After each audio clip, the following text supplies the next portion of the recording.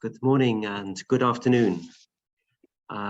People are still joining us, but let me welcome you on behalf of the Issue-Based Coalition on Environment and Climate Change for Europe and Central Asia.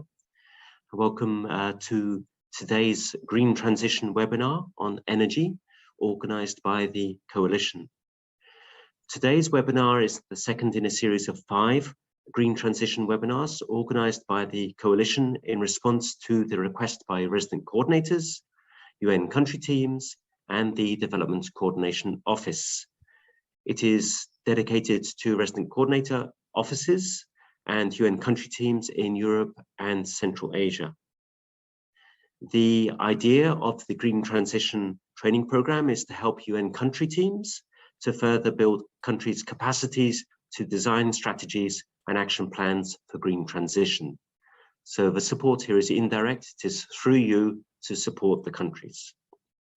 The main themes identified through various consultations with RCOs and UNCTs are sustainable finance, energy, plastics, circular economy, and enabling policies and strategic frameworks for green transition at the country level. The IBC Green Transitions Training Program will offer webinars led by different agencies from September to November. The first webinar was on sustainable finance on the 22nd of September. We had about 50 participants online. It was quite a tough topic to cover in such a short time. Next Thursday, on the 27th of October, there will be one on circular economy. Today's webinar focuses on energy and is being led by UNDP. We are delighted for the great turnout today. About 90 people registered from 16 program countries and territories in the region. So we're looking forward to a good turnout today as well. Thank you very much for joining us. We look forward to exchanging with you on this important topic. On behalf of the IBC core team, I would also like to thank DCO for having facilitated today's webinar. The content is based on the expertise and resources among the IBC members. The work on the webinars is led by UNDP, UNECE, UNEP, and UNESCO, and facilitated by our friends here from the International Institute for Sustainable Development, IISD. There are also contributions from the other IBC member organizations and external experts. The objective of this particular webinar is for participants to better understand how the energy sector will need to transform in order to ensure a climate neutral future, including key concepts and the main institutions driving the work within and outside the UN system. We have also designed the webinars to include questions and answers and a relevant experience sharing session with colleagues across the UN. So let me pass the floor to the colleagues from IISD. I think it's Olivia Bizikova, Leslie Pass, and Darren Swanson to give us an overview of the webinar and to get us started. I hope you enjoy it. Thank you. Thank you, Nicholas. Yes, my name is Livia Bizikova and I'm with the International Institute for Sustainable Development.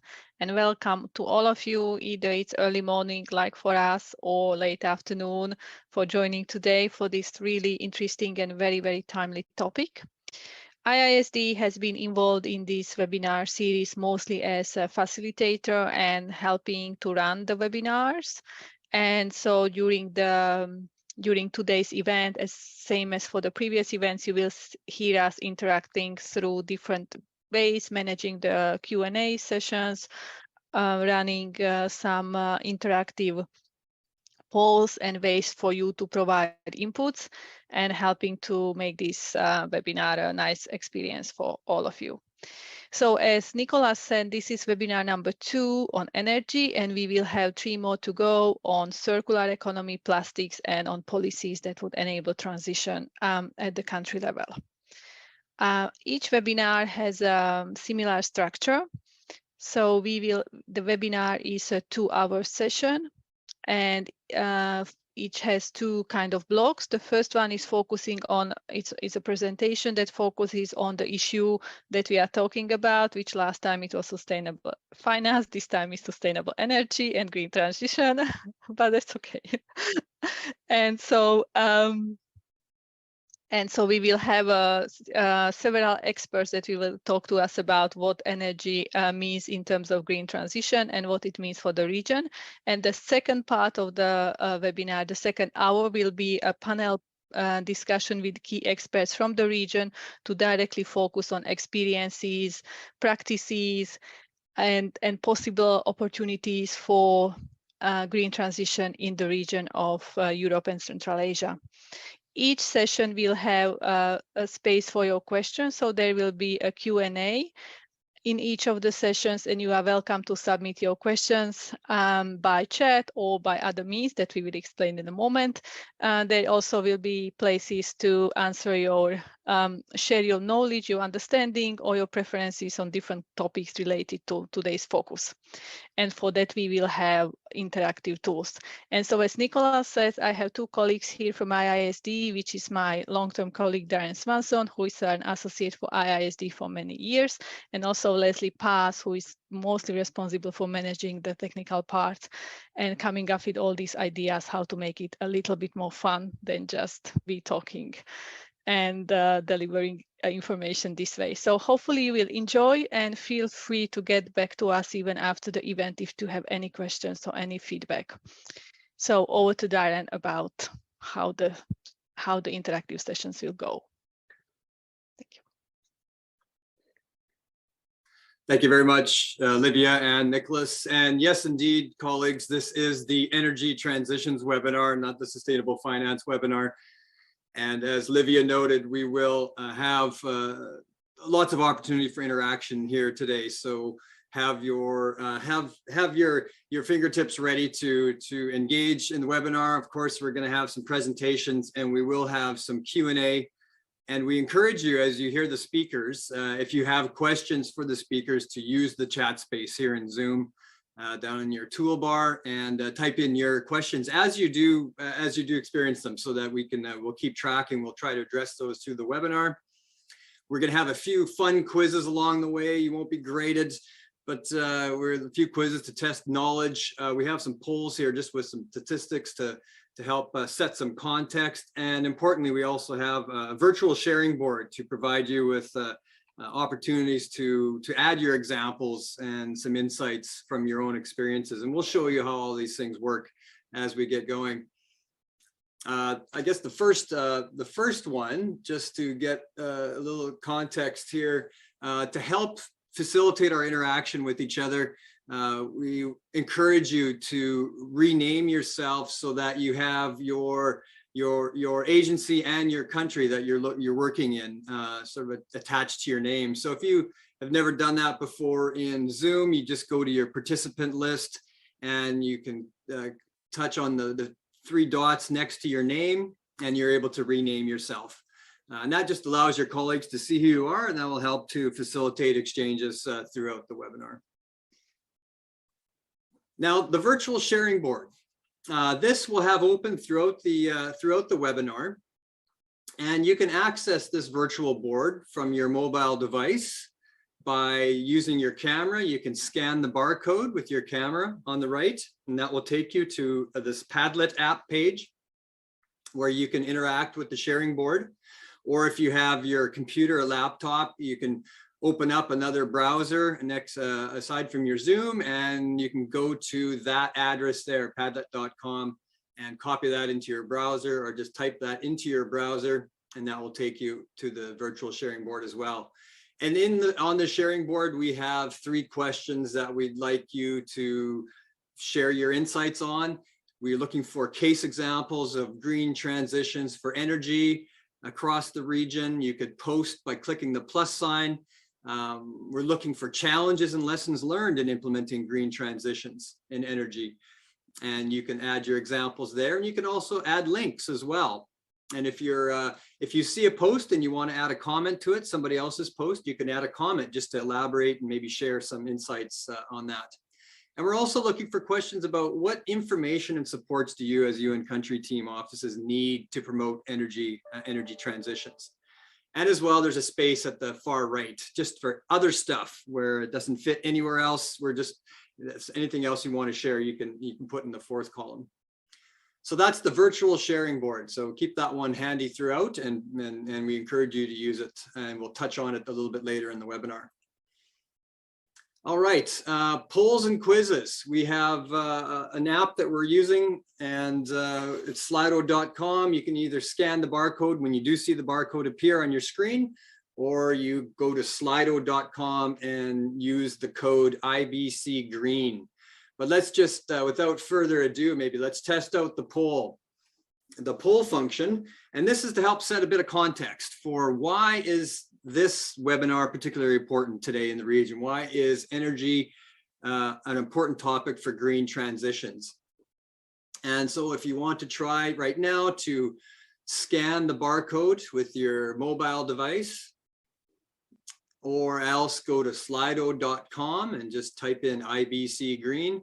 What is the average share of CO2 emissions from the energy sector in total CO2 emissions in the region? This is your best guess. And this will just help you get a bit of experience using the Slido poll, just to get everyone comfortable with the software and the app, and an important context question in addition. Let's see how accurate our knowledge of stats are.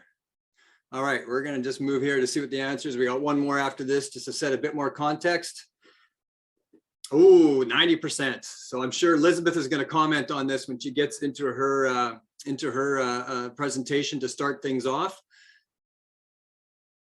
So it is a large share of the total energy mix. Very interesting.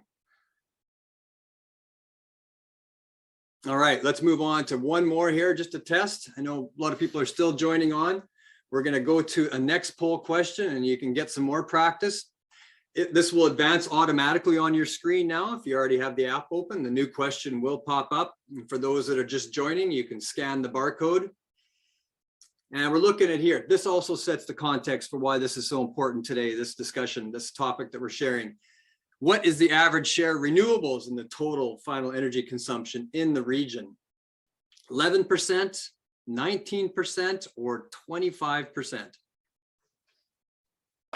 Best guesses.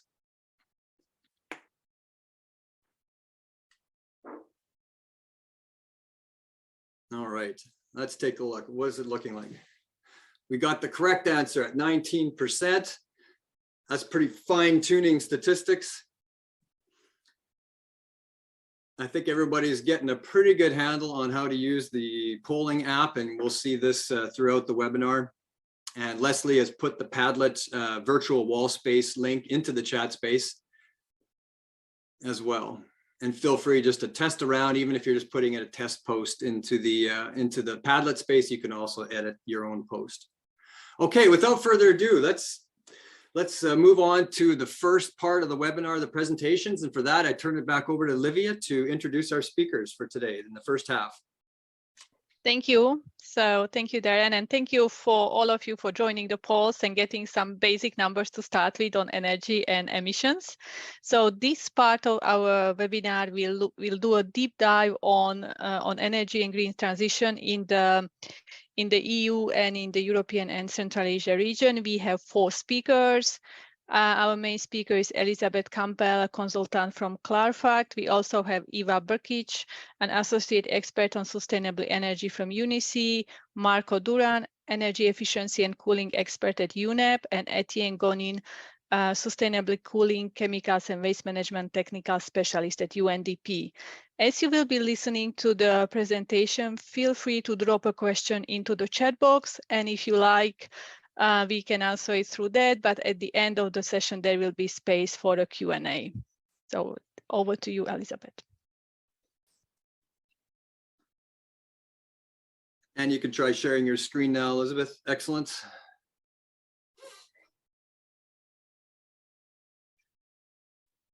Okay, so first check, can you hear me and can you see the presentation? Yes, all good. Okay, yeah, dear ladies and gentlemen, and a warm welcome also from my side to whatever place or time you are joining from. And it's a pleasure for me to having the chance to speak to you today and the possibilities we have to design and implement the green transition in the energy sector. This is a very broad topic and one could easily talk for hours on that, but we only have like an hour for this presentation. So I think it's good if I get started. So yeah, how can the energy sector undergo a green transition? I will present some approaches and tools together with the other speakers, as already mentioned, and then we will go into some possible interventions we have to address this topic. Yeah, the overview of issues to be covered, how can we address it at global, regional and national level? How can the energy crisis be dealt with? What tools and databases do we have available? What are possible interventions and what are the benefits if we act? Often the energy is simply understood, or one thinks mainly about electricity and heat production, but it's much more than that, because it also covers like the transport emissions from vehicles, the residential heating, the energy use in industries like in the steel and cement industry. It covers the energy use in the service sector and public buildings, and also fugitive emissions, which are not to be ignored, especially when like gas leakages are occurring. These can be also substantial contributions in the energy sector. So, and there is not only more than electricity production, but there's also more fuels we can use, not only natural gas, oil and coal, but there are also the renewables. So we have a lot of sources, but this gives us also a lot of opportunities to act. Here are presented the world greenhouse gas emissions, and it's in 2019 we had about 50 billion tons of CO2 equivalents. And on the left-hand side, you see the emission sources and sinks. All yellow and orange is related to energy supply. And in the middle, we have the end use, the activity. And finally, on the right-hand side, we see what emissions are caused by this activity. And here it becomes clearly visible that the energy sector is key, as we burn fossil fuels in minutes, but these fossil fuels have been built up over millions of years. So the CO2 here is crucial to be addressed. And if you wonder, because before in the question it was 90%, the 74% relates now to all greenhouse gas emissions.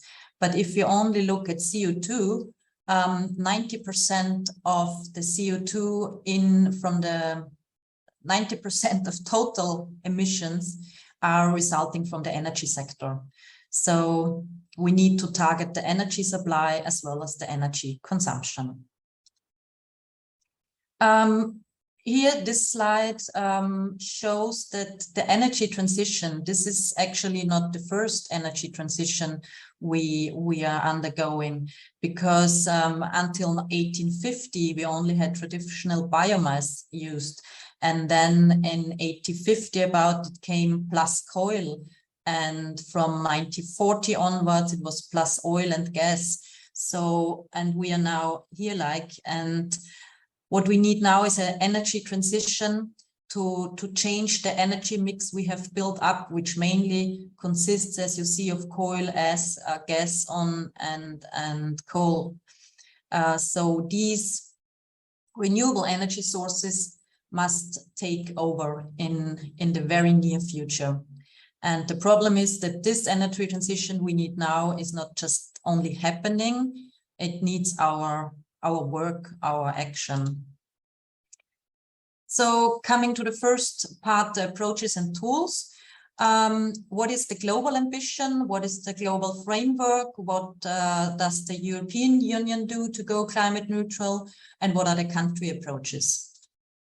So for the global approach, you all know there's the UNFCCC, the United Framework Convention on Climate Change.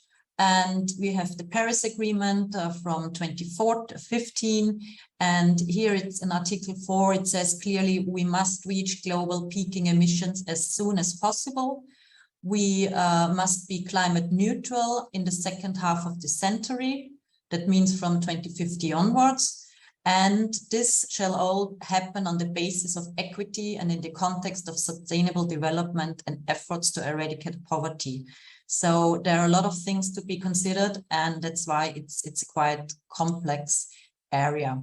The Paris Agreement asks countries to prepare every 5 years national determined contributions, which need to be enhanced every 5 years. And it also asks countries to prepare long emission development strategies, whereby these are not mandatory. This is a voluntary reporting requirement. And currently there are 52 submissions made to the UNFCCC of long-term emission developments. And from the region addressed, it's only available for North Macedonia and Ukraine. And last year at the last COP meeting in Glasgow, there was an agreement found on the Glasgow Climate Pact. And also here, it's now made a clear reference to the energy sector, marked in yellow, the transition towards low emission energy systems, clean power generation and energy efficiency measures. And we need a phase down of unabated coal and phase out of inefficient fossil fuel subsidies. And this all to work towards a just transition, so to leave no one behind. It's the global framework, and the EU has introduced the European Green Deal. And the European Green Deal focuses not only on energy, but this is embedded in a large area of action. It's about the mobility as well, the clean or the clean and circular economy, also farm to fork, which is targeted at the agricultural sector. So it's targeting all areas. And the Green Deal sets out that the EU wants to be climate neutral by 2050 and will reduce its net greenhouse gas emissions by 55% until 2030. And the principle of this clean energy transition is to ensure a secure and affordable EU energy supply, a functional internal EU energy market, and also to prioritize energy efficiency. So, and with this, the EU serves as a normative benchmark for many other countries and probably also for the region. The EU developed the EU governance mechanism to have common rules for planning, reporting, and monitoring the progress in going towards the climate neutrality target. And it helps the EU to reach its 2030 climate targets. It is built on 5 pillars: the decarbonization, which is mainly about the introduction of renewables, energy security, energy efficiency, a functional internal energy market, but also the research, innovation, and competitiveness. Countries of the EU and also members to the energy community are required to prepare integrated national energy and climate plans, laying down how they will operate in all of these 5 different areas.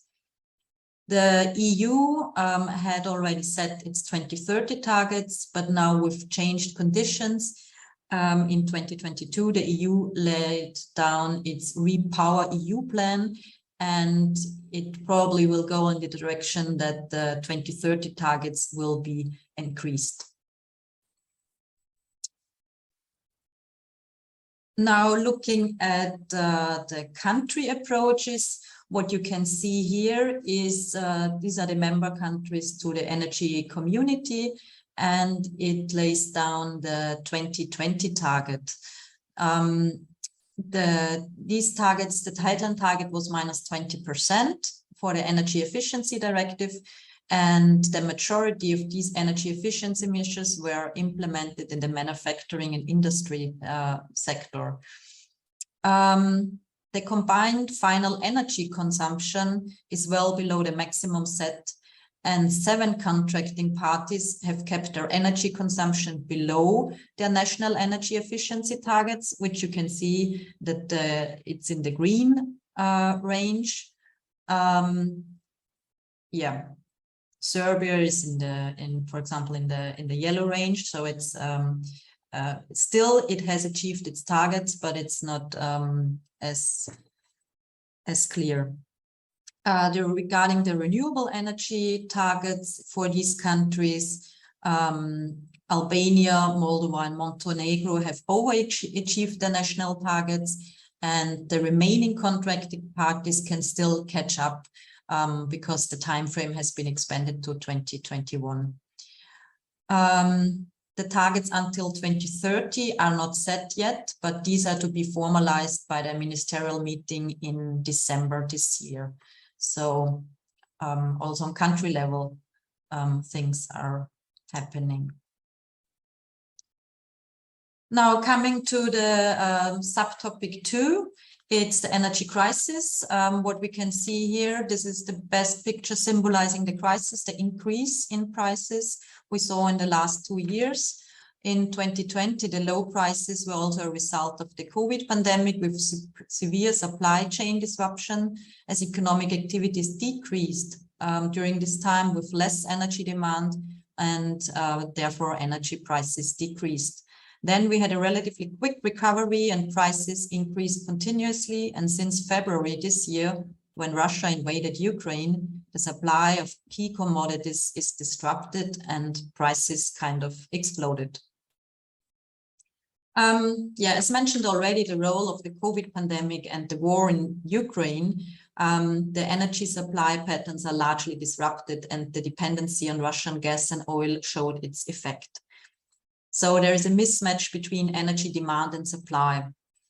The economic recovery after the pandemic led to an increased energy demand, leading to higher prices, followed by higher production costs, and also substantially higher costs for end consumers, not only for electricity, but also for food. And finally, this now resulted in an economic downturn and high inflation rates. And the inflation is also favored by the huge amounts of monetary aid provided by governments directly to consumers and businesses. What this means for the society is there's a risk of increased energy poverty. People are confronted with increased living costs and also a social discontent. But there are also large energy providers, and they profit from the financial windfalls because the prices are set by the highest price. So profits made because these prices are determined by the highest prices. So we need additional investments, and these could be made available to these financial windfalls and to support our actions and reactions. And what we see now is that many countries try to switch to other existing energy resources, but still within fossil fuel range or nuclear power.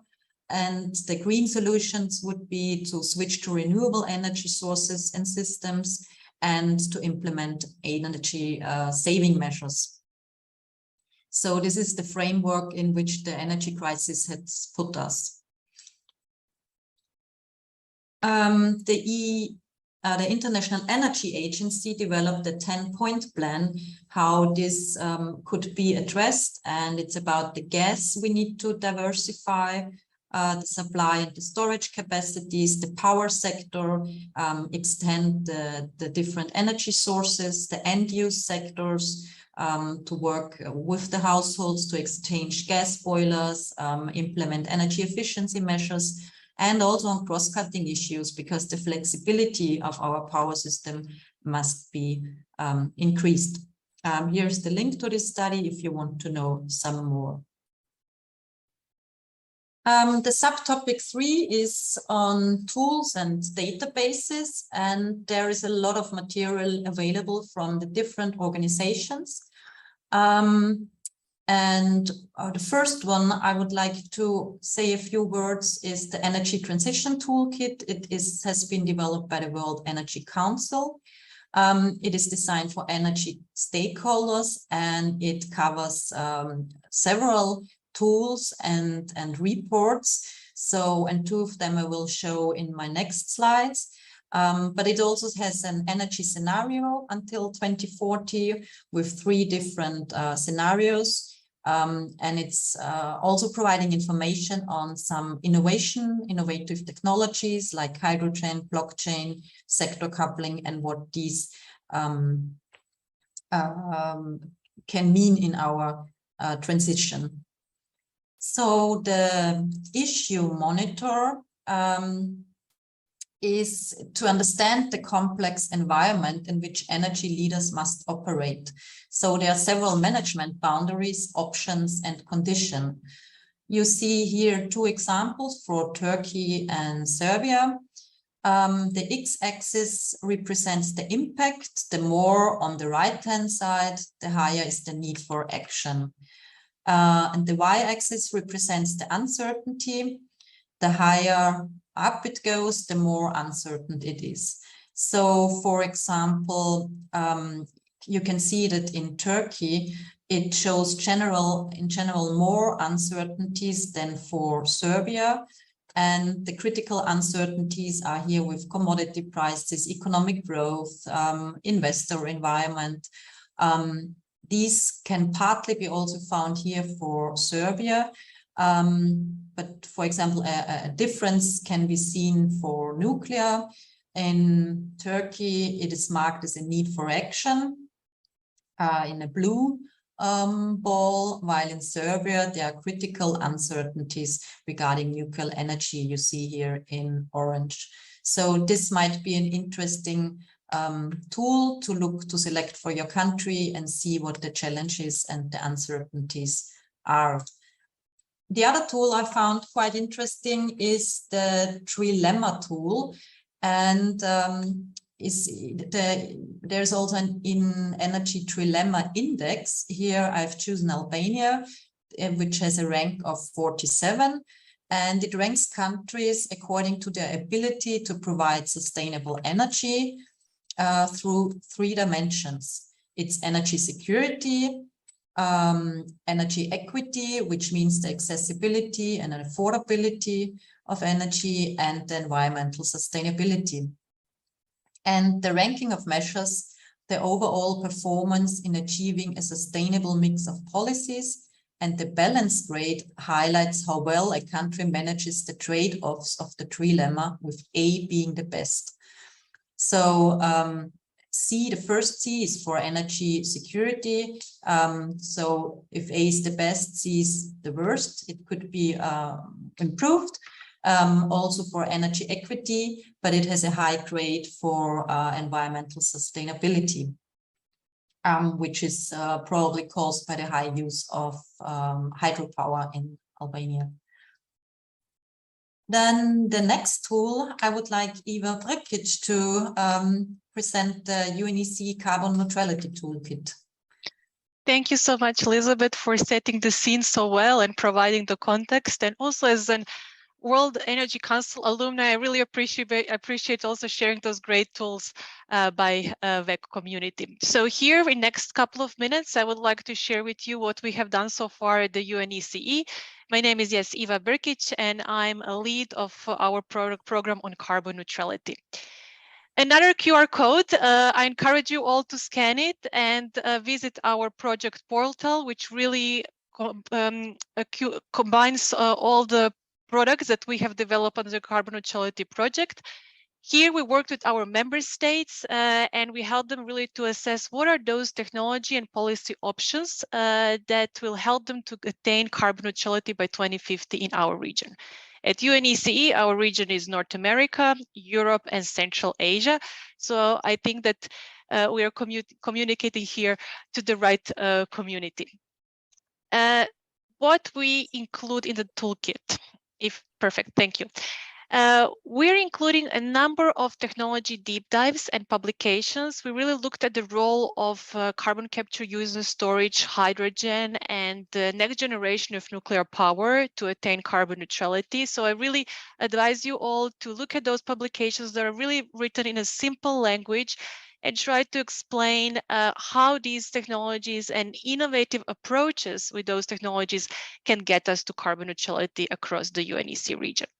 I also advise you to look at the two publications that you can see on your right-hand side. They really look at the integrated life cycle assessment of different electricity sources under the carbon neutrality concept to get to net zero. And we also recently published for the UNEC region, it's really fresh from the print from 10 days ago, technology interplay under the carbon neutrality concept. So these are really like tools that we developed with our expert community for the region, and I encourage you all to peek into these and help us also to disseminate it. So let's go to the next slide, which actually shows the main, I would say, takeaway from our work on carbon neutrality. It is that a carbon neutral energy system is a system of it's an integrated system. It's a system where we see an interplay of all low and zero carbon technology sources. We see distributed energy resources and we see different sectors that are really interconnected and that communicate with each other. So in such an integrated system, actions really are needed across the sectors. And I think that next slide and this diagram really communicates how we can, with different technologies and with really different approaches across the sectors, reach a carbon neutral energy system in the UNEC region. So actions are really needed across the sectors, and there is really need an interplay between all low and zero carbon technologies. For the UNEC region, the gap is still vast and it's a big challenge. So we need to get rid of 90 gigatons of CO2 emissions by 2050 to get to net zero and really meet the Paris Agreement targets. And while doing this analysis, here is what we learn where really the contribution going to be through different technologies and how different sectors which are part of the whole energy system, so industry, buildings and transport, how these can contribute and what those policy actions we need across these sectors to get to net zero. Let me just quickly zoom in here. Again, I really encourage you all to look at our publication on carbon neutrality interplay, where we really show different scenarios for different sectors to get to net zero. But here you can see that we really looked into the role of CCUS, and it is significant. We learned that, yes, across our region, the energy sector is a significant contributor to the CO2 emissions. Many countries will, until foreseeable future, still continue to rely heavily on fossil fuels. So without the CCUS, we will not get to our destination.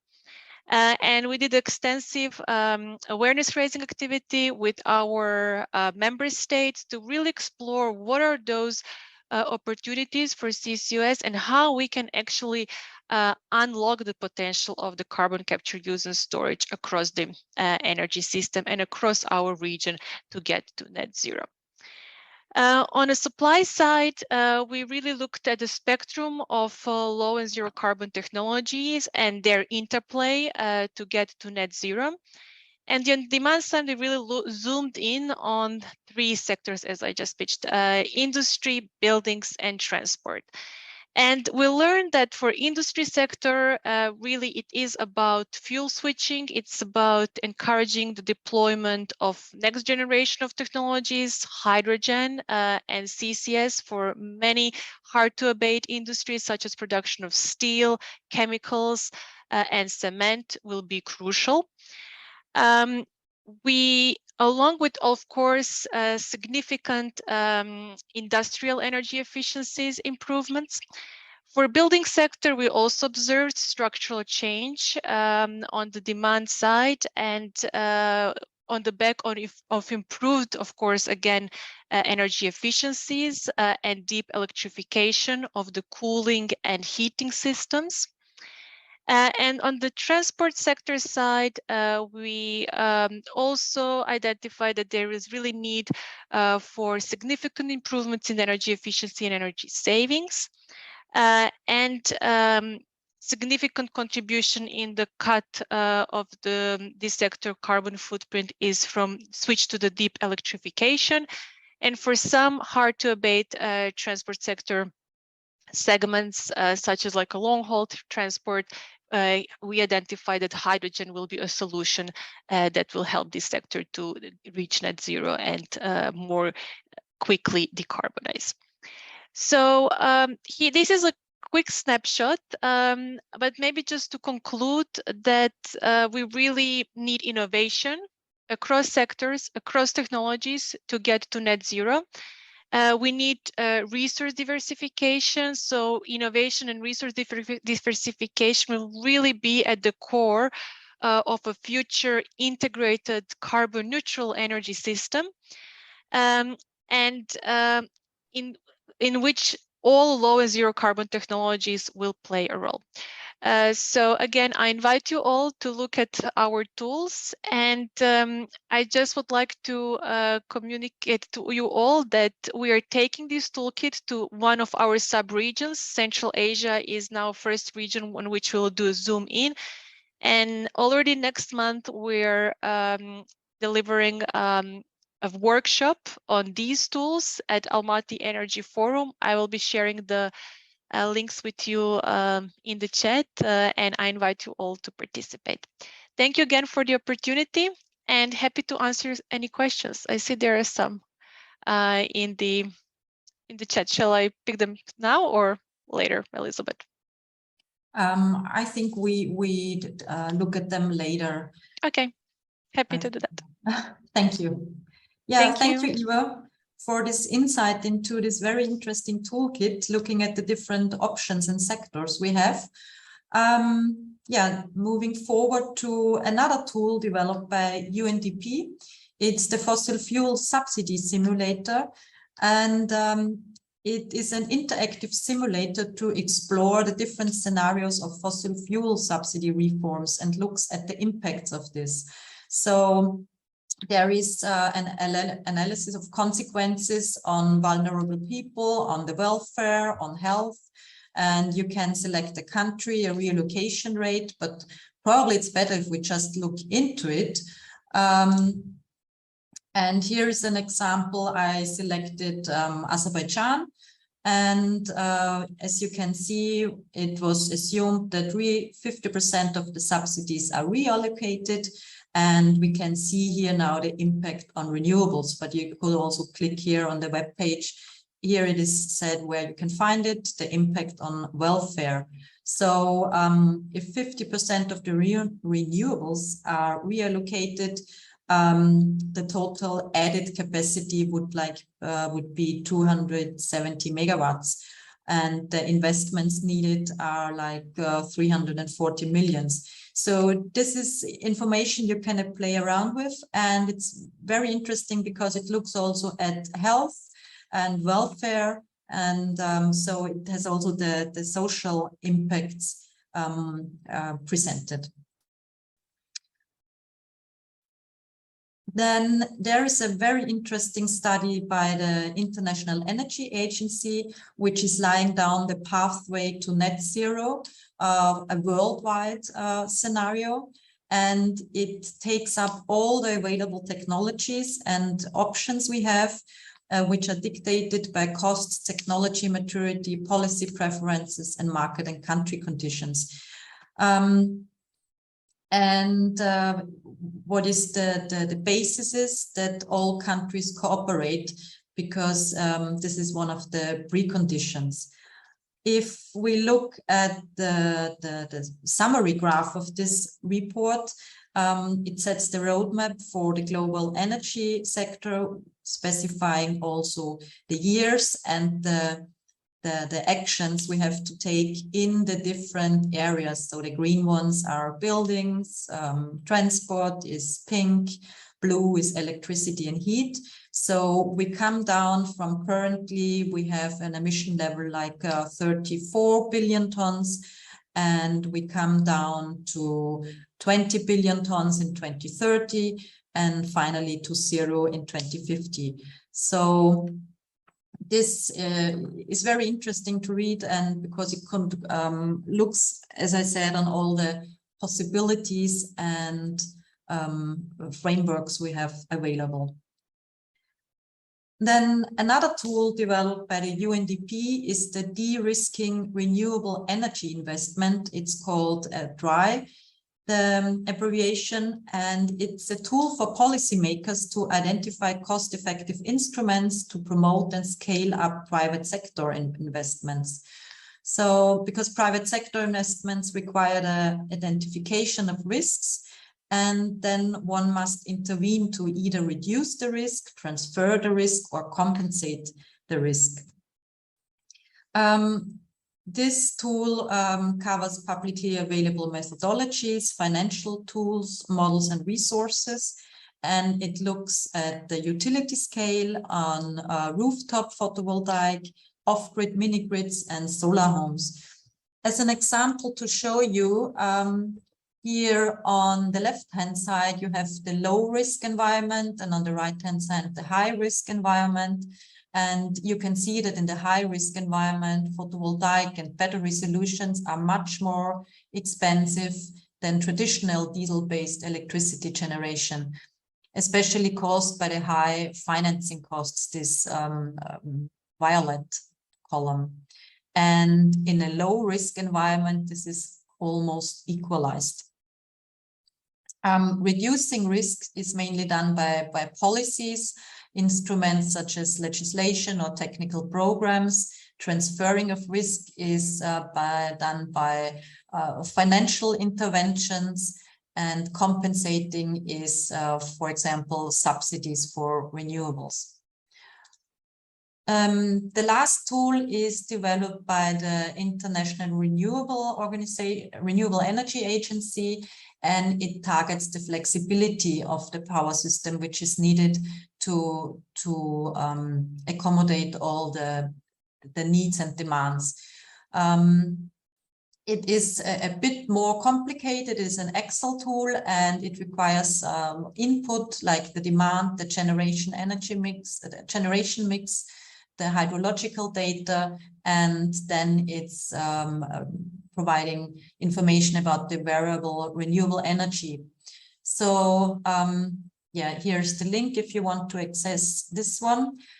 And yeah, I know this was a very quick overview of tools available, and you will find more information in the links and also in the guidance note, which will be shared with you in the coming days. And now we move on to the second part. What are our possible interventions to decarbonize the energy sector? I've put here up some points, and the yellow ones, we will hear more about that. And the other one, the sector coupling, it was also mentioned by Eva, that sectors must cooperate, like supply sectors and the mobility sectors. If there's an over availability of electricity, how can it be stored? That carbon capture and storage will play an important role. New technologies. So all these terms are, I think, well known to us, but here we don't have the time to deal with all of them and to have look into them. So I kindly ask Marco to present some slides how energy efficiency improvements can help us. Thank you very much, Elizabeth. And thank you as well to UNDP and IBC for the invitation to share on opportunities for energy efficiency from the demand side perspective.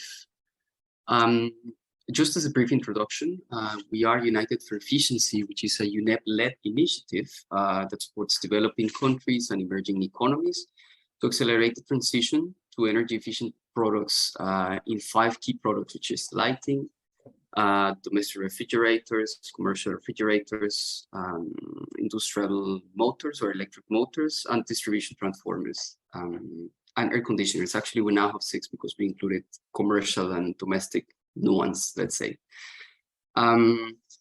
And especially under this current crisis of rapid rising energy prices, as it was pointed by Elizabeth and also by Eva, a really good way of avoiding the necessity of generating additional electricity is to save it. So we're focusing on that aspect.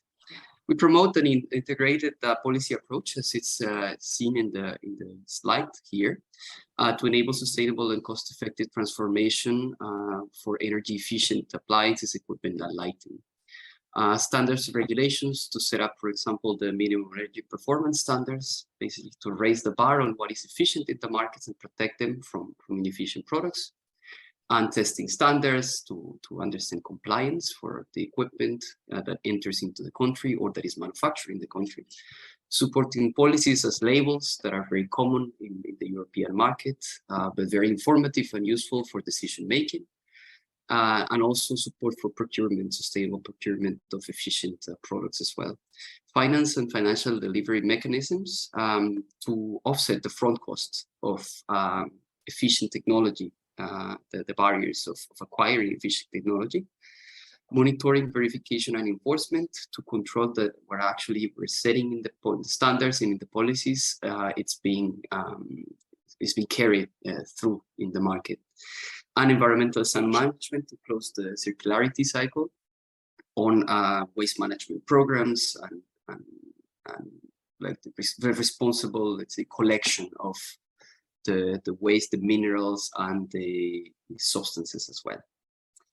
Under this framework, we develop many tools as well to inform policymakers of the potential environment of financial and economic savings of the transition, and to identify and promote best practices internationally as well. And we certainly also offer tailored assistance to governments to develop programs and to develop standards and strategies. Next slide, please, Elizabeth.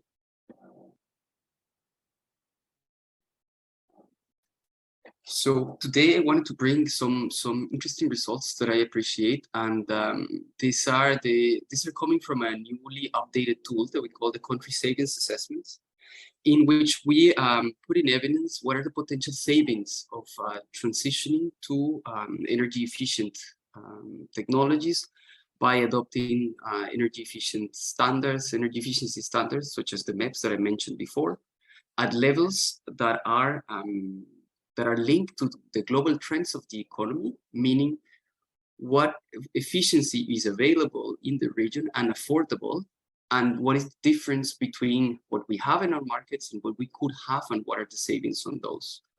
And then, as you can see for the MENA region,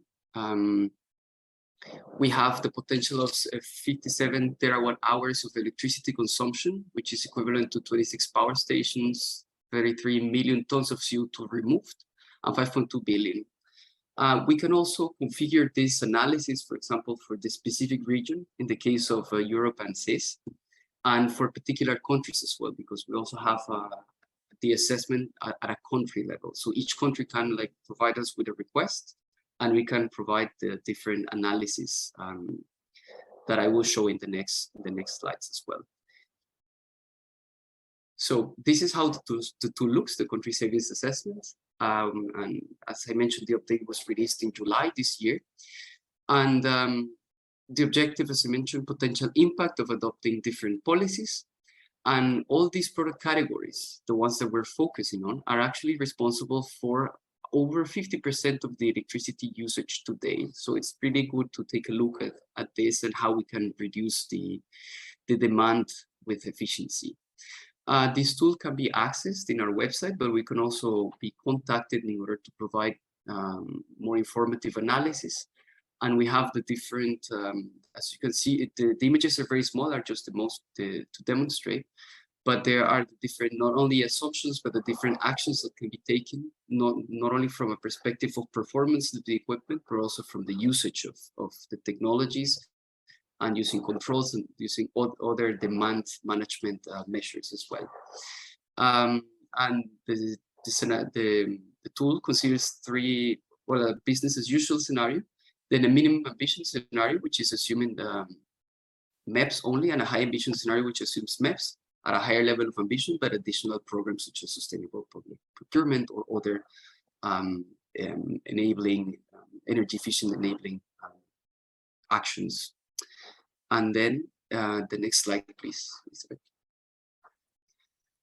And I just wanted to bring the attention as well to how also the tool shows the different potential savings in the timeline of until 2040 for the Central Asia, Eastern Europe region.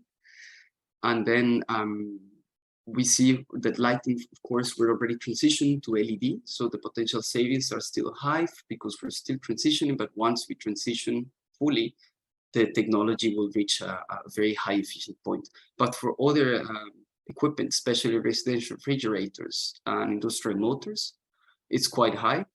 And room air conditioners is assuming that there's not going to be a rampage in the use of cooling, but we're seeing that this trend is starting to change. So we may see a bigger trend for potential savings on room air conditioners.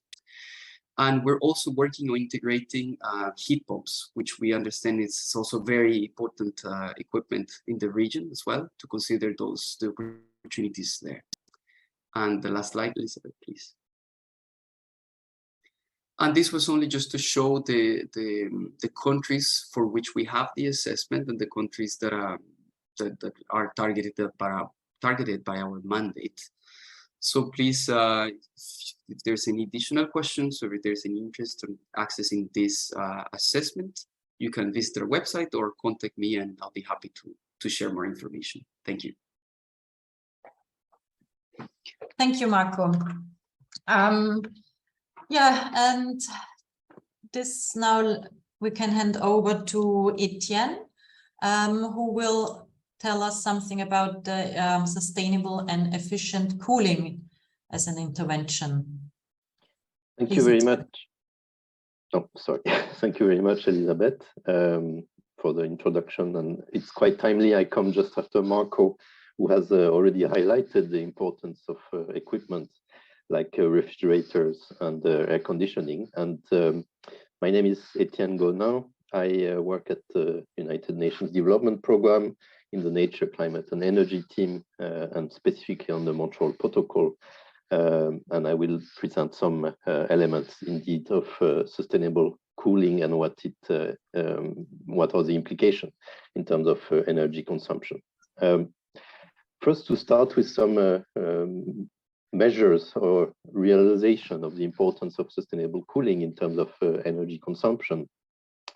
These are some of the figures drawn from the IEA report that you have mentioned before, I believe, and also from the Clean Cooling Collaborative, which is a key actor in this sector of sustainable cooling.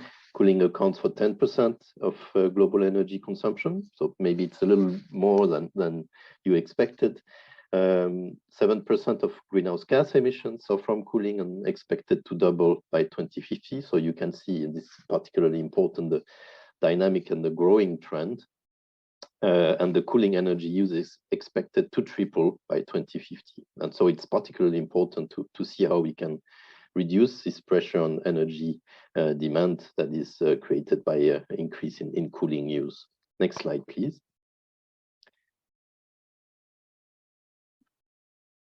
In terms of sustainable cooling, I will just on this slide highlight a little bit more the refrigerant management part of sustainable cooling. which is sort of going hand in hand with the energy efficiency, which was introduced by Marco just before.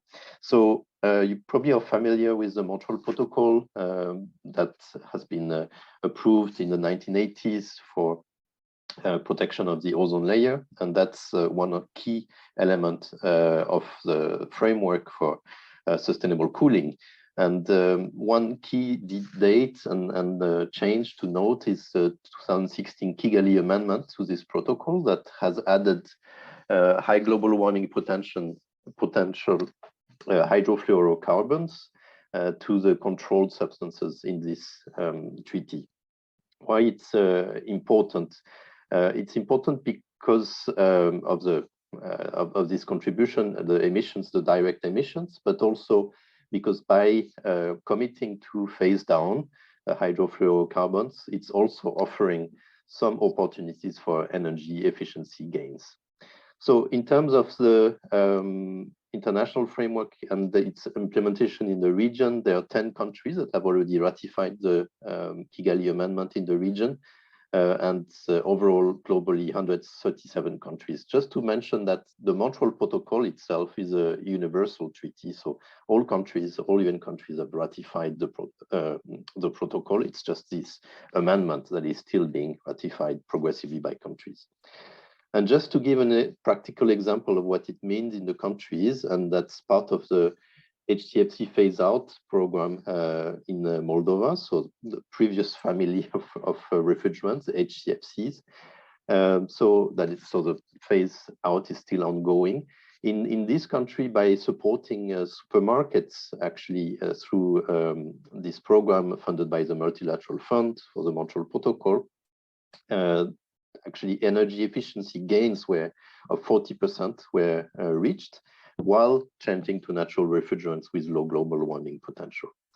So just to end that all countries in this region are eligible to receive financial support, either through the Montreal Protocol or through the Montreal Protocol Multilateral Fund or the Global Environment Facilities. But to address HFC cool down, then the HFC phase down, the countries will have to ratify the Kigali Amendment. Next slide, please. Another important development in the recent years to notice are the national cooling plans or national cooling action plans, NCAPs, which build on the cross-cutting nature of cooling. And it's a best practice that has been progressively adopted across the world to basically bring the various stakeholders involved in cooling, government, industry, academia, to identify solutions related to sustainable cooling, both from the direct emissions and indirect emission side. So both from refrigerant management and energy efficiency. There are currently 30 national cooling action plans that are about 30 that are being developed globally. Basically, it's identifying interventions and projects with the highest potential in terms of impact at the national level. And what is interesting also at the national level is that the results of the National Cooling Action Plan can be integrated within the nationally determined contributions. So the climate roadmaps, if you want, of the various countries. You can see the sectors covered here. And maybe just for the region, that for the moment, because there was no real large country that had the big potential for reductions, the donors have not concentrated too much on the region, but already two countries are undertaking the National Cooling Action Plan preparation, Kazakhstan and Uzbekistan. Next slide, please. Here, I just wanted to give you an example of the modeling that is being done in these national plans. So this is an example from Lebanon. And you can see here, I think it was interesting to see the contribution of the various reduction in terms of emissions. That's basically the idea is to reach the zero carbon cooling by 2050. So you can see this modeling and the various contributions. So basically the 30% from opting for low global warming potential refrigerants, 23% for adopting energy efficiency measures like MEPs or labels, and 47% from decarbonizing, so choosing basically renewables over fossil fuel to produce the energy needed. And last slide, please. Here, because we are looking at providing some useful tools, I will just go quickly here, but 3 examples. One is a cool calculator that has been developed by the Cool Coalition, and that proposes basically 2050 scenario and allows stakeholders through a simple Excel sheet to run calculations and identify the best solutions in terms of sustainable cooling in the various regions and sectors. I really encourage you to go and check the information on the Cool Coalition website.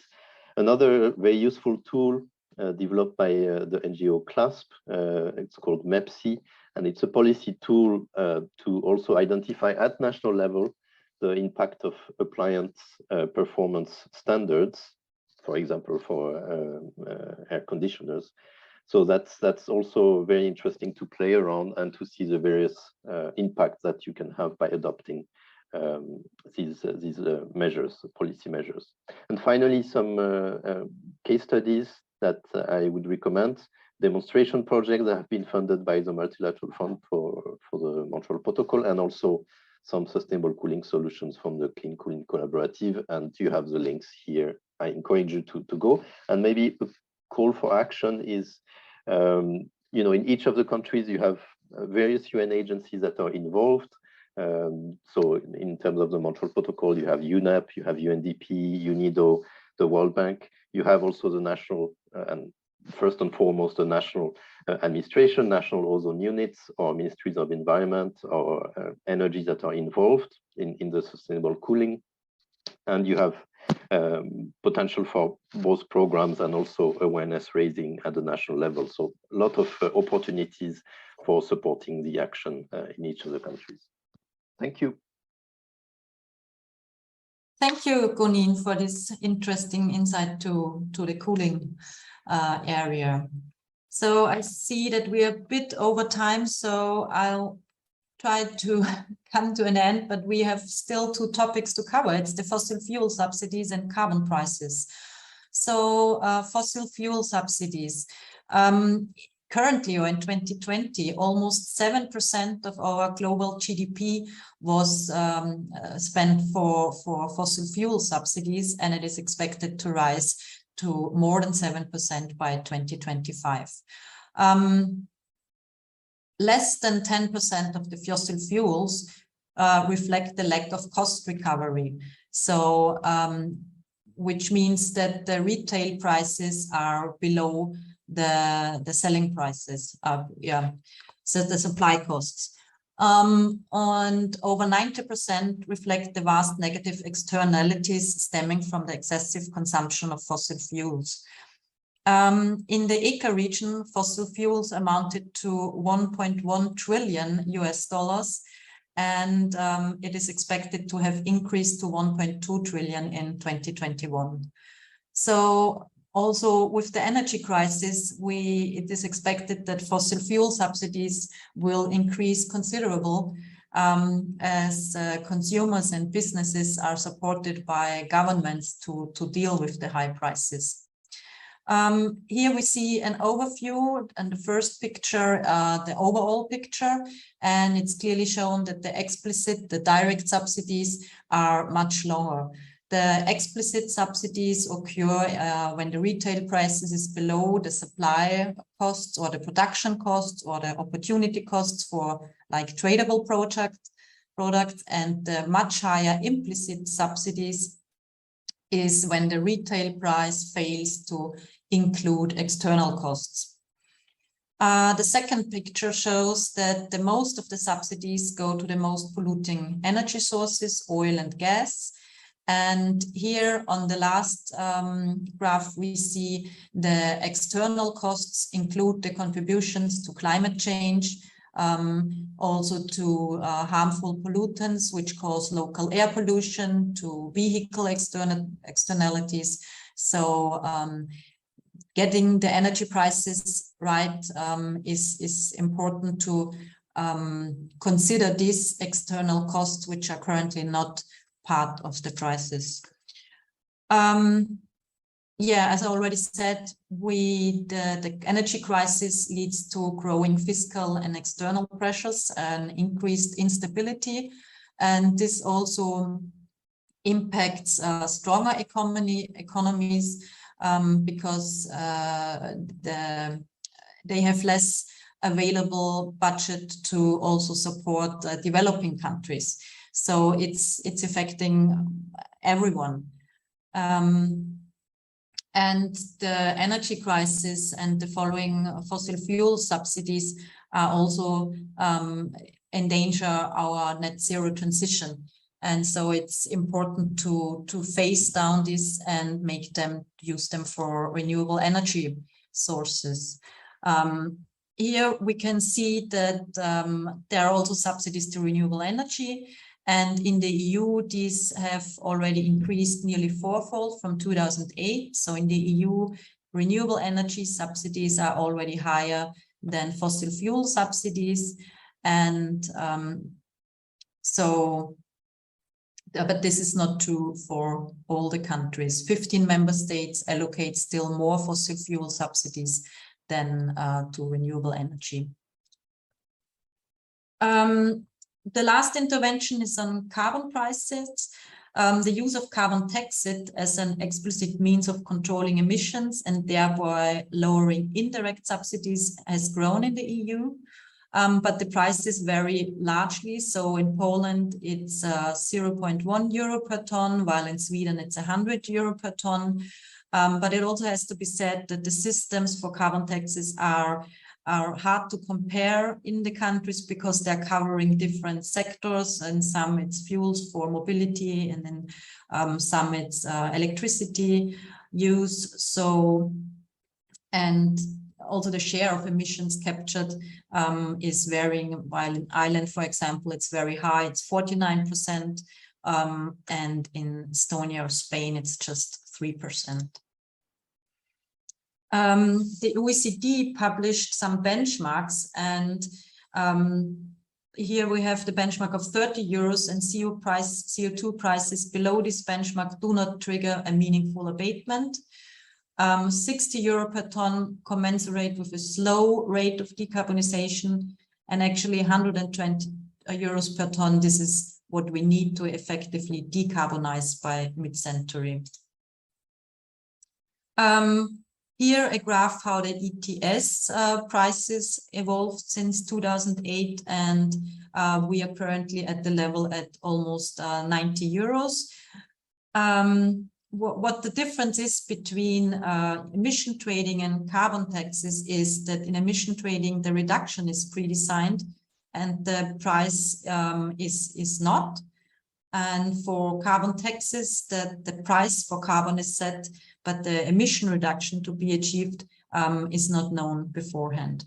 So, yeah, coming to my almost last slide, and sorry for having rushed through, it's summarizing on the benefits we have if we act now to achieve a green energy transition. Is we will have less dependency from fossil fuel imports.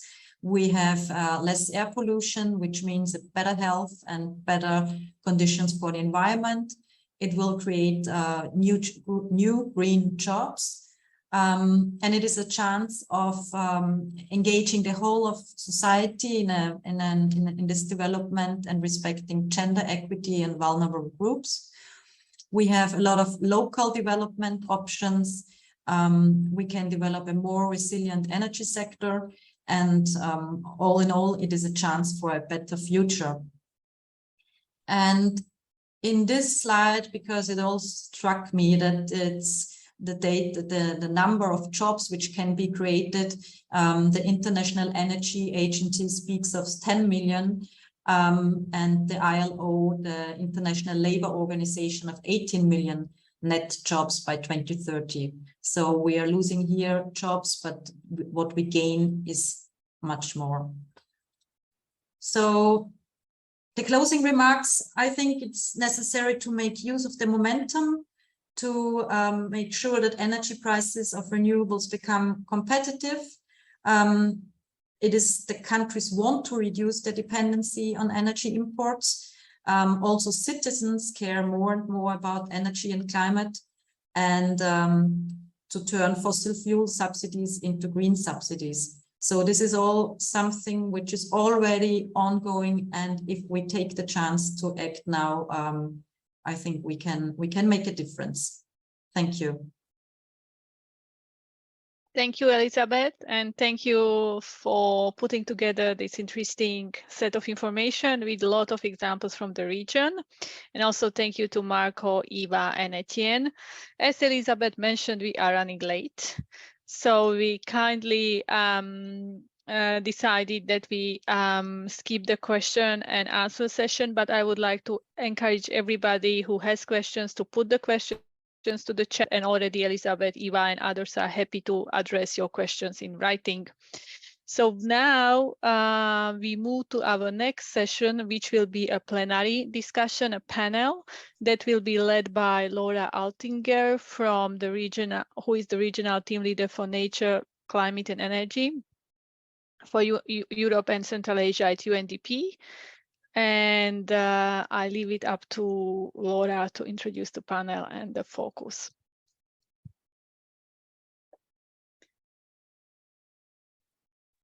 Well, thank you very much. And it's no problem that we're a little bit running late, because one of our panelists has not joined.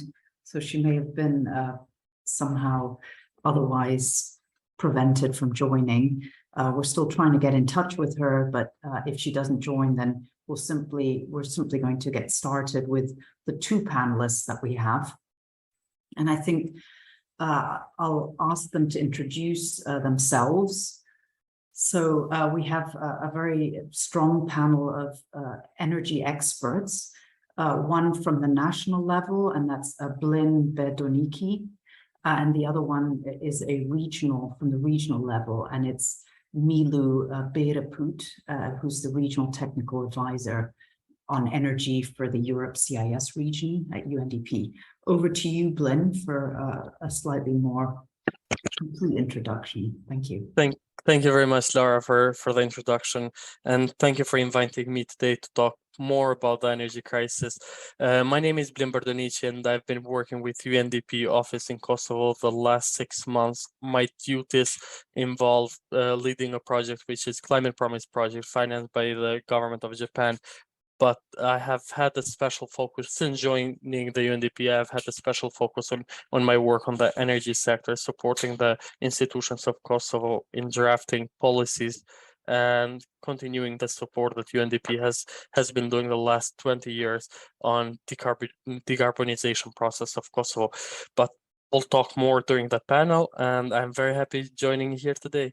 Thank you very much. Great, thank you so much. And we also have Milu, who's put her camera on. Thank you. Over to you, Milu. Yeah, thank you very much, Laura, and hello, everyone. Happy to be able to join this panel.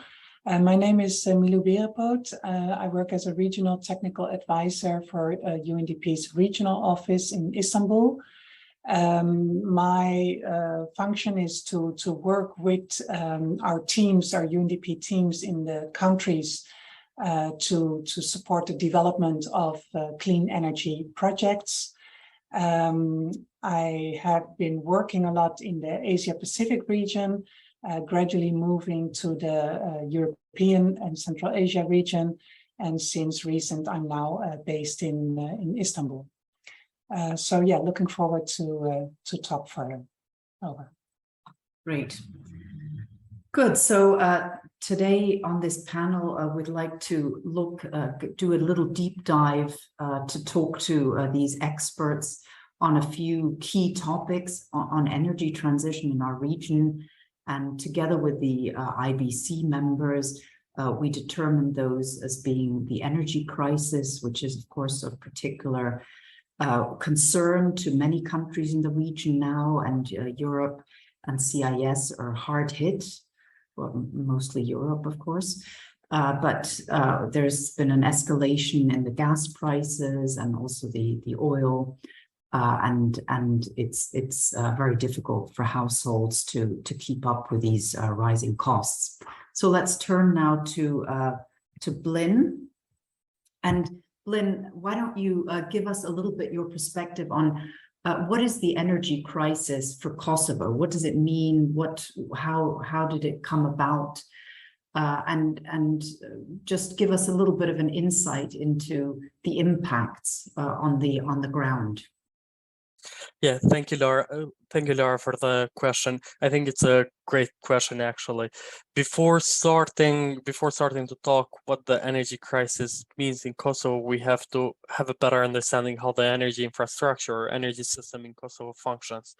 Currently, the country's energy sector is highly centralized one, with having a very large supplier which produces around 95% of the electricity in Kosovo coming from coal, and having those small suppliers which are basically renewable energy sources.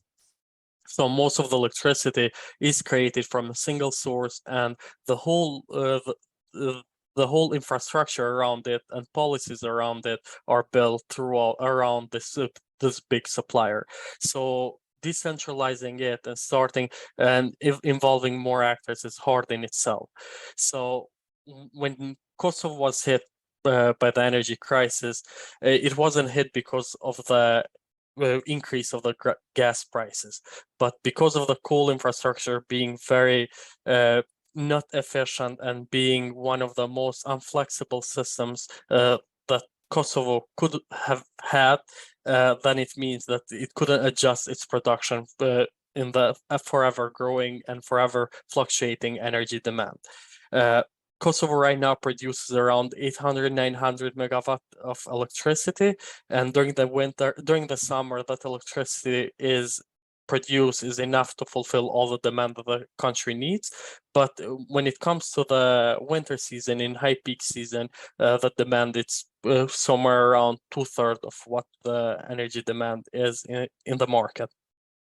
So since September last year, Kosovo started feeling the impact from the energy crisis, but that was particularly felt when both power plants, which are quite outdated and quite old, rested functioning for approximately. Kosovo A went out of function for 1 day, but Kosovo B didn't function for 1 month, and that electricity produced needed to be bought from the European market, and that was the first time that Kosovo was first-handly faced with the changes that were being done in the European market.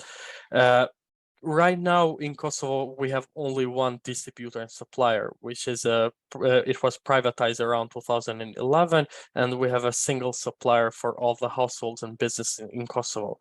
And being a single supplier, they have the right to request for a revision of the electricity tariffs at the Energy Regulatory Office in Kosovo, and by last February, the new tariffs were approved.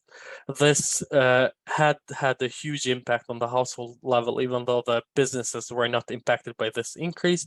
In the household level, this increase meant that most of the electricity bills during the winter will be doubled from 6.5 cents per kilowatt hour to 12.5 cents per kilowatt hour. So it was a huge increase on the electricity bill, and that impacted basically the budget of households and that their purchasing power and everything else. So the crisis was mostly felt during the colder months, but we're entering another season of colder months. So from this month and forward until mid-February, early March, we're going to have a hard time ahead. So it's going to be quite a narrow road ahead. Okay, well, I think you've already jumped ahead to my next question, which was, being an economist, I'm also, of course, very interested in the prices. Yeah. And you've already mentioned the tariffs and the impact on the consumers and so on. And now, what about of course, the subsidies and the policy measures that have been taken, which are also, in part at least, going through the price mechanism? What can you tell us about those? Which measures did Kosovo take to protect those households and businesses from these increased prices? And which kind of policy measures do you think could be applicable to other countries? You know, were there any successes, for example, in Kosovo that you would say this was a good thing, and others can learn from it? Yeah, Laura, thank you very much. In regards to the prices, what I left without saying is currently Kosovo produces one of the cheapest electricity in the region, to not say in the world. Basically, 1 megawatt of electricity being produced internally is around 33 euros, which is sold to the supplier. That happens only due to having a huge amount of lignite resources within the country, but also having two very old power plants which have already paid themselves a long time ago. So basically, what the producer pays is only the coal which it buys and the workforce which it pays. It's not that they're going to do huge investments to increase the electricity price. So when Kosovo was hit with the energy crisis, it meant that buying electricity from 33 euros, it's not going to happen. And now the economy needs to buy electricity from outside, which was around, during that time, around 700, 600 euros per megawatt hour. So it was 20 times higher than the actual price, which it was prior to the energy crisis. What that reflected actually an increase of almost 300% of the electricity prices. But being so, and seeing the economic situation of the household level, that meant that the government needed to step in and take a portion of the responsibility and kind of subsidize the households with the electricity price. So a portion of the electricity price for household level, which is around 33%, it was subsidized by the government. And the whole electricity price increase for the businesses, it was subsidized by the government. Last February, once the new tariffs were approved, the government separated the budget of around 90 million euros in order to carry on with those subsidies. The tariff was the decrease of the prices was already reflected on the energy bill, and the consumer didn't see that interchange happening at all. So they saw only the increase for the ones which it was increased. Apart from that, different policies were being developed from last February to prepare for this winter, including some of the work which UNDP has been doing with the Ministry of Economy in Kosovo in developing the new support schemes for energy efficiency products. And those included household, I heard the presentation earlier in regards to the cooling and heating, in regards to the water boilers, etc., etc. So there are a few products which were selected that will increase the energy efficiency of households, that were supported with grants of up to 50% for the households in order for them to adopt them. So apart from those, there hasn't been any other policy initiative which was taken in particular to deal with the energy poor households and the people who actually fall under the poverty line. Currently, Kosovo has only one system, unified system for the poor households, which is identifies a portion of the households in Kosovo. I think there are 20,000 of households which are under the scheme, which receive a bit of money to pay also for the electricity bill. But this system itself does not provide safety nets for other households in Kosovo. So a lot of households fall through it.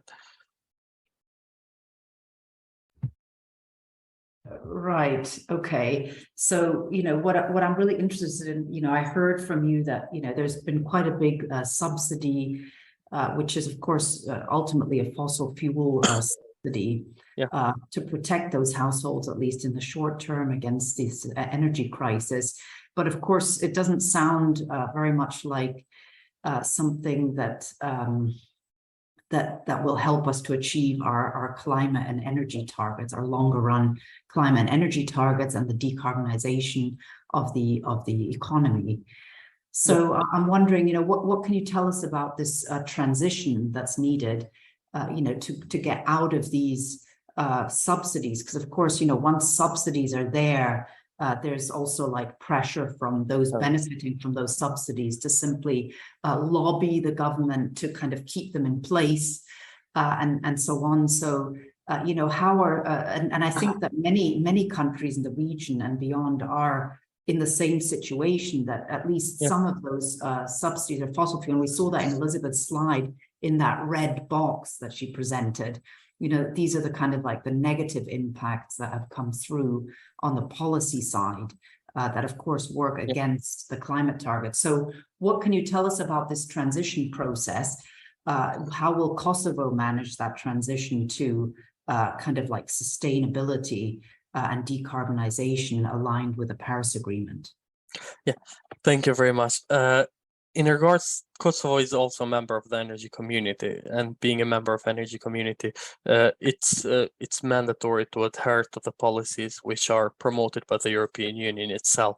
So last June, Kosovo drafted its energy strategy for the years 2022 and 2031.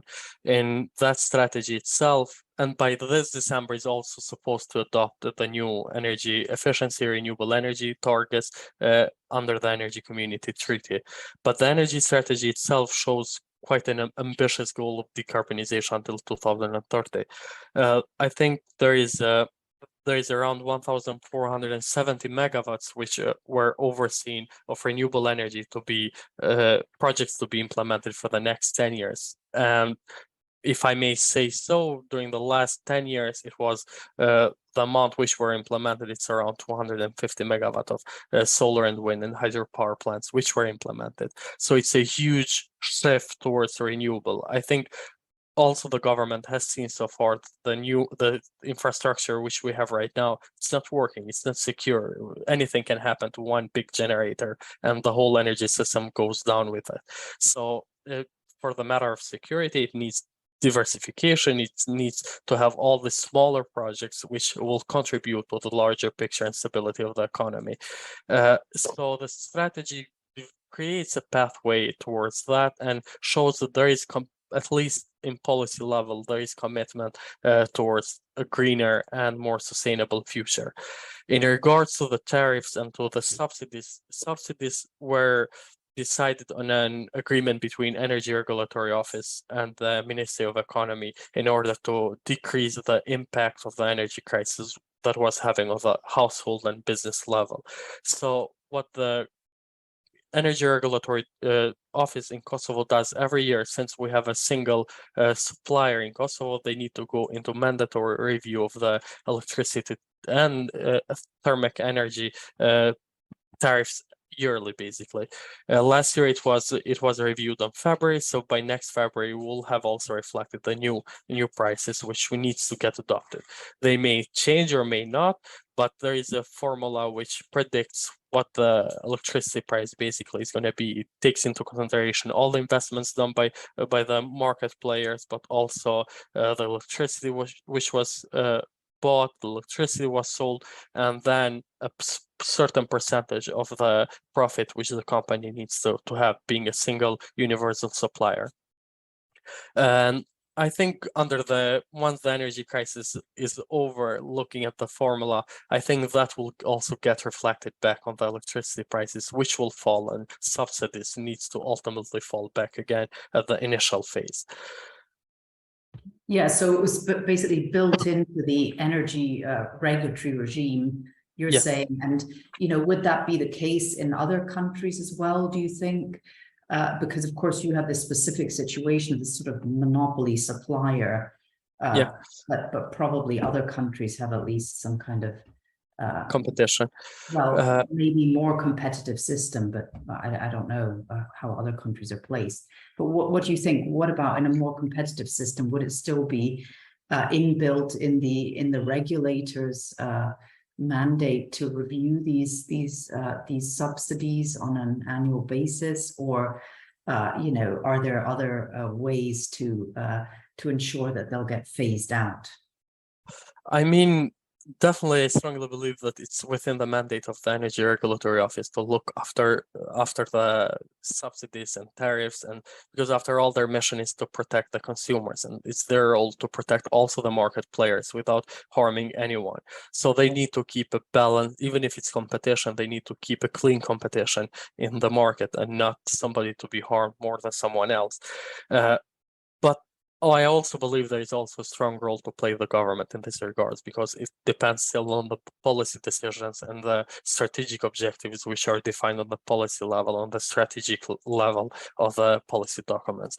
So it all depends within the relationship, which is Energy Regulatory Office and the Ministry of Economy in our case, or Ministry of Energy in many of the other countries' cases.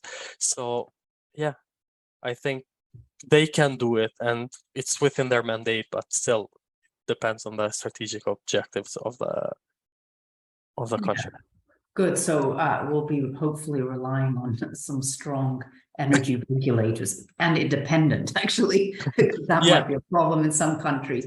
But good. I think it's been really great. And I think, Blin, you also highlighted that, one of the natural sort of things that's coming out of the energy crisis is, of course, that it does create very big incentives for the the renewables and energy efficiency. And I think we've also heard that in the slides from Etienne and Marco and also Elizabeth's slides, because she didn't just have a red box, but she had a green box as well, which made this point. So I'd like to, thank you very much. I'd like to turn over then to Milu. And Milu is an expert on the energy efficiency and renewable energy as well. And I'd like to ask you, Milu, specifically, what are the newest energy policy measures that our region is using to scale up the renewables, also in response to this energy crisis? Yeah, thank you, Laura. I also would like to start with what should we focus on for realizing our green energy transition? Where should we target these policies? And I think for that, I also just want to mention that we don't have any holy grail. That might sound a little discouraging, but I just wanted to show you this one slide that is from the International Energy Agency, showing what is needed to realize our Paris Agreement goals by 2050. And I think it shows that we cannot rely on just one solution like hydrogen or CCUS. We need everything. We need efficiency in all end use sectors. We need renewable energy power, but also renewable heat. And we need to look at fuel switch and some other energy carriers like hydrogen or end of pipe solutions like the CCUS.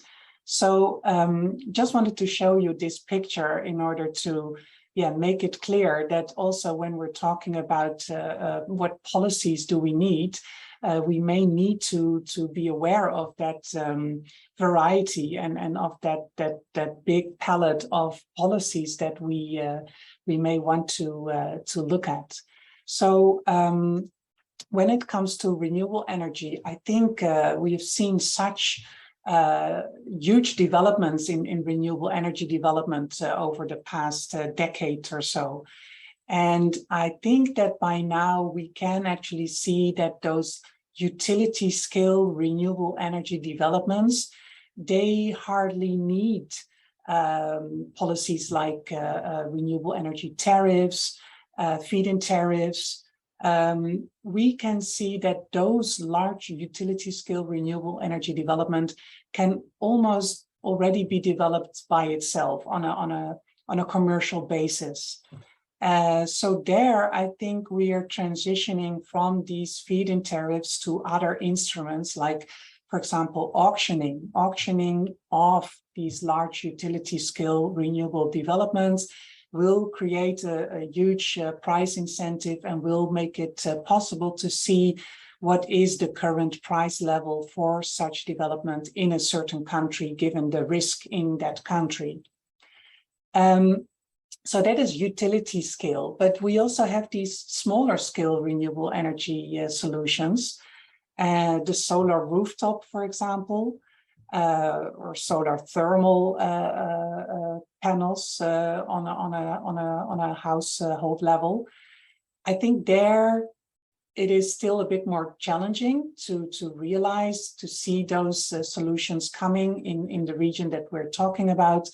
So I think there we may still need to put some extra emphasis on getting the right conditions in place in order to make these solutions being invested in.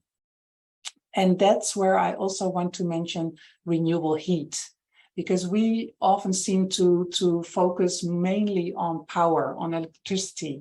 But actually in this region, we also have a huge heat demand, both in industry, but also on household level. And we actually have seen in the data that in this region, there is still a lot of traditional biomass being used for residential heating and even for cooking.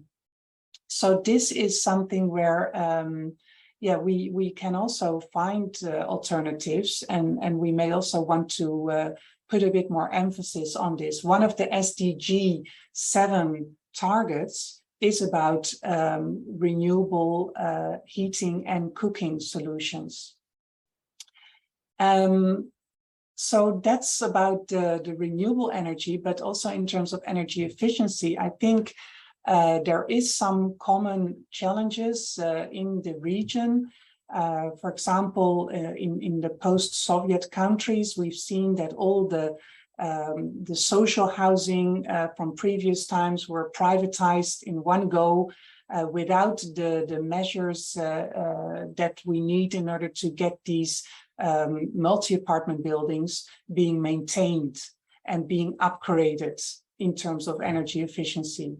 So here I think it's a very challenging sector where it really needs to have some policies in place that allow for like monthly maintenance payments, and to allow for a community that makes decisions on these multi-apartment building level for whatever investments that are needed. In order to get some of those energy efficiency investments in those types of buildings. I think another very different topic, I think it was just being discussed, the subsidies. Of course, this is very politically sensitive. We have seen also in Kazakhstan, for example, that this led to social unrest early this year, when there was actually initiative to increase some of the energy prices. So yeah, these kind of developments are something that need to be very well prepared, have to go hand in hand with social protection measures, and need to have a support in the country and need to be explained very carefully. But yeah, those were some of the areas where I think some more work can be done in order to make increased development in energy efficiency, renewable energy, and other solutions. Well, that's really great. And do you also have any specific examples? Because this is, of course, a very hands-on type of webinar, and the participants and the audience are very interested in concrete examples in our region of clean energy development. Does anything come to mind? Yes. For example, in terms of this auctioning, this is something that is now already being done, for example, in Kazakhstan and Uzbekistan. I think especially Kazakhstan is a leader in this respect. They have been preparing the framework and the regulations for these auctions for quite some time. And since recent, they have shown that it's very successful. Some of the solar utility scale schemes being auctioned off, but also Uzbekistan has started doing it. They might have been a little bit less prepared. I think they suddenly had a very urgent need to develop more renewable energy, and they started doing these auctions even without the policy framework. So in that sense, they may have started a little bit the other way around, but yeah, those are some of the countries where I think we see some of those developments coming now. And for example, in terms of these solar rooftop systems, in fact, UNDP has a project in Uzbekistan that was implementing these solar rooftop systems in rural housing.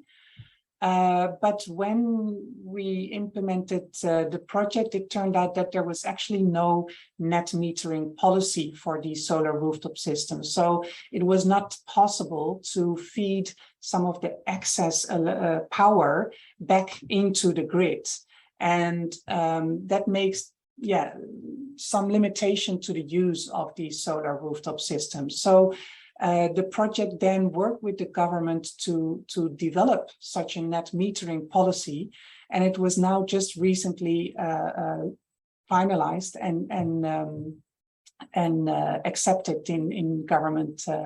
So this is making it far more attractive to start deploying these solar rooftop systems. It will make the economics of a solar rooftop system far more attractive for any household. So that's another example of interesting policy development. In terms of this energy efficiency in multi-apartment buildings, I think this is particularly challenging. This is where, for example, in Armenia, we've seen a very interesting government initiative to start the investments in these energy efficiency retrofits of multi-apartment buildings. They started outside of Yerevan, supporting these municipalities outside of Yerevan in initiating energy efficiency retrofits, in contributing something like 65% of the investment, asking the municipality to contribute another 20%. And then there is also some support from a UNDP Green Climate Fund project to come to the full 100%. And these investments, these retrofits, have the condition of putting in place a mechanism for monthly maintenance contributions for these buildings, and a mechanism for decision-making on future maintenance decisions for these buildings, so that it will have a sustainable solution and will be able to get these funds together on the basis of the monthly contributions of the inhabitants from now onwards. So that's the kind of mechanisms that I think are interesting to see if those can also be used in other countries. Great. Well, then I know that we still want to leave a little bit of time for the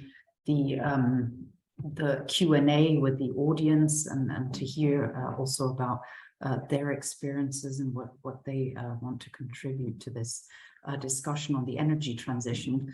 But I'd still like to ask you one final question about the just transition.